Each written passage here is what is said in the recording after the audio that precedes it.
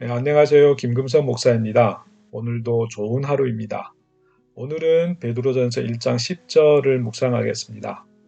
앞에서 영혼의 구원이 전인적인 것이고 역동적인 것인지를 살펴보았습니다. 오늘은 베드로전서 1장 10절에서 이 구원에 대하여 더욱 자세하고 폭넓게 설명하는 것을 볼 수 있습니다. 다시 한번 말하자면 우리가 통상적으로 생각하는 예수 믿고 천국 가는 것만이 구원이 아니다 라는 말이 되겠습니다. 사실 그것이 구원의 전부라면 성경이 이렇게 두꺼울 필요가 없습니다.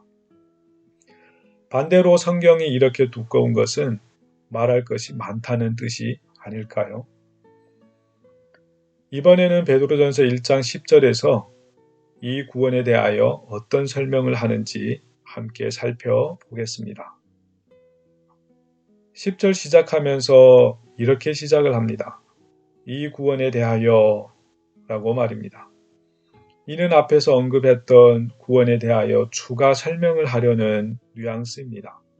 사실 지금까지도 구원에 대하여 이모저모로 살펴봤는데 추가 설명은 어떤 것들이 있을지 궁금하기도 합니다.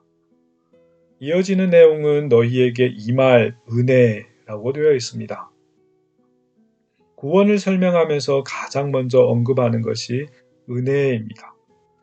은혜에 대하여 우리는 통상적으로 자격은 없지만 주어지는 혜택이라고 알고 있습니다. 물론 맞습니다. 그런데 좀 더 살펴보자면 은혜는 주는 자가 좋은 것을 내려준다고 하는 것도 있겠지만 받는 자 입장에서도 정말 도움이 되고 좋은 것이어야 하지 않을까요? 최소한 지금까지 살펴본 1절에서 9절을 보면 참 좋은 것 같습니다. 문제는 받는 자가 하나님이 내려주신 이 은혜의 가치를 인식할 줄 알아야 하겠지만 말입니다. 베드로는 이어지는 내용에서 의미심장한 말을 합니다. 한번 들어보겠습니다. 예언하던 선지자들이 연구하고 부지런히 살펴서입니다.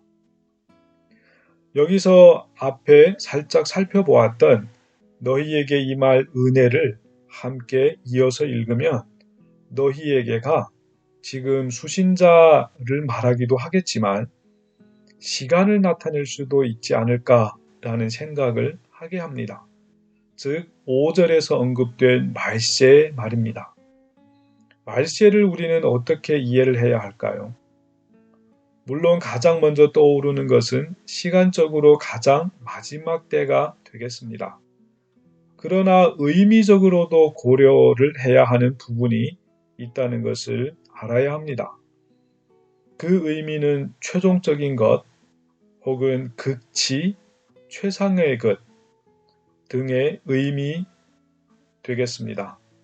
이것을 은혜에 적용하면 너희에게 임할 은혜는 하나님이 주시는 최종적인 극치의 은혜가 되겠습니다. 이는 1절에서 9절의 내용을 보면 금방 확인이 됩니다.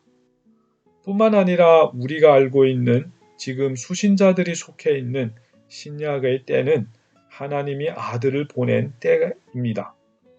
이보다 더 최종적인 은혜가 없을 것입니다. 극에 달하는 혜택을 찾을 수 없습니다. 하나님은 이보다 더 이상의 것을 주실 것이 없습니다.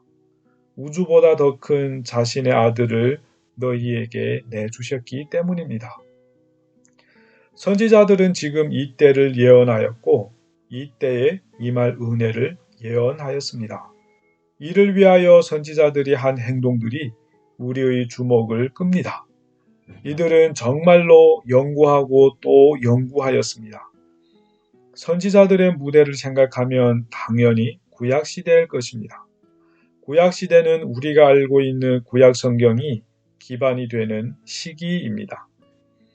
물론 우리는 지금 이미 책으로 되어 있는 구약 성경을 가지고 있지만 선지자들이 활동하던 시기는 즉 그들이 연구하고 살피던 시기는 아직 형성 중인 성경도 있었을 것입니다. 그러나 지금 베드로는 그들이 이미 연구하고 부지런히 살핀 성경을 바탕으로 구원을 말하고 있는 중입니다. 그렇다면 지금 여기서 말하고 있는 구원은 최소한 구약을 바탕으로 이해를 해야 합니다. 뿐만 아니라 선지자들이 부지런히 연구하고 살핀 것처럼 우리도 이 구원에 대하여 관심을 가지고 부지런히 연구하고 살펴야 할 의무 또한 있음을 눈치챌 수 있습니다. 단순히 장식품처럼 구약과 신약을 대하는 것이 아니라 부지런히 연구하고 살펴야 한다는 말입니다. 우리는 잘 먹고 잘 살기 위해서 부지런히 연구하고 살핍니다. 자기의 명성을 위하여서 밤과 낮을 가리지 않고 살핍니다.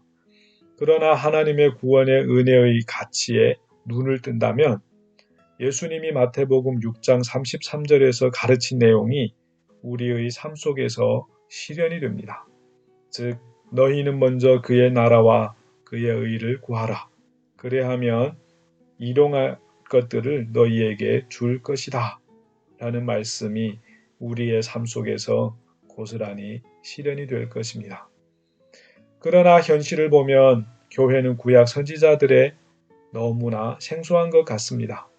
이름은 어느 정도 아는 것 같습니다. 이사야, 예레미야, 에스겔, 다니엘. 그러나 그들이 너희에게 임할 은혜를 예언하려고 연구하고 부지런히 살핀 결과를 담은 내용은 너무나도 생소하지 않습니까? 그만큼 관심이 없다는 말이 아닐까요? 그래서일까요? 많은 신자들이 구원을 너무나 심플하게 1차원적으로 이해하는지도 모르겠습니다. 하지만 우리의 관심과는 별도로 신약 성경은 구약과 아주 친밀하게 연결되어 있습니다. 그 연결의 모습들은 다양하지만 크게는 발전된 모습, 성취되는 모습으로 되어 있다고 할 수 있습니다. 이는 우리로 하여금 구약에도 관심을 가지게 하는 충분한 이유와 매력이 되겠습니다. 오늘부터라도 우리도 신약이 깊숙이 뿌리를 내려 성장하고 꽃 피우고 우리에게 열매로 보여준 신약의 인도에 따라 구약의 매력을 느끼기를 원합니다. 그리하여 우리가 구원에 대하여 너무 1차원적인 심플한 이해 말고 하나님께서 성경 전체를 통하여 이루시면서 보여주신 그 장엄한 구원을 보고 느끼는 경험을 하는 하루가 되었으면 좋겠습니다. 감사합니다.